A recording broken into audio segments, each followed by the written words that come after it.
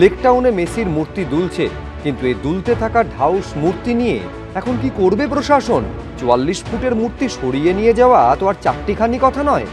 আপাতত চারদিকে 4টি দড়ি দিয়ে বেঁধে রাখা হয়েছে মেসির মূর্তি।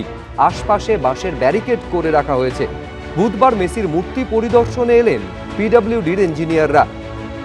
লেকটাউনের ঘড়িমোড়ের কাছে মেসির যে মূর্তি, যা এই মুহূর্তে অত্যন্ত বিপজ্জনক অবস্থাতে রয়েছে, সেটাকে কেন্দ্র করে কি করা হবে মূর্তিকে, তা নিয়ে এখনো পর্যন্ত সিদ্ধান্ত নেওয়া সম্ভব হয়নি পিডব্লিউডির তরফে। কিন্তু তাদের যারা ইঞ্জিনিয়ার বা যারা কর্তৃপক্ষ রয়েছেন, তারা ইতিমধ্যে ঘটনাস্থলে এসেছেন। এর আগেও তারা বারবার এলাকার আশপাশ যেখানে মূর্তি রয়েছে তার আশপাশ তারা ঘুরে দেখেছেন, এবং ইতিমধ্যে গতকালকে মোটা নাইলনের দড়ি দিয়ে বিভিন্ন অংশের সাথে সেই মূর্তিকে কিন্তু বেঁধে রাখা হয়েছে। পিডব্লিউডির ইঞ্জিনিয়াররা তারা ইতিমধ্যে ঘটনাস্থলে এসেছেন এবং দেখার যে তারা এই মূর্তি সরানোর ক্ষেত্রে বা পরবর্তী সময় মূর্তিকে কি করে বসানো হবে, এটাকে কেন্দ্র করে তারা কিন্তু আলোচনা করছেন।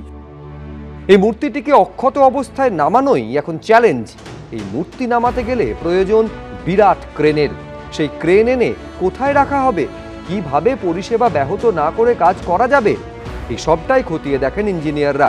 মূর্তির ঠিক পেছনে সার্ভিস রোডটি আপাতত বন্ধ রাখা হয়েছে। সুকান্ত মুখোপাধ্যায়, এবিপি আনন্দ।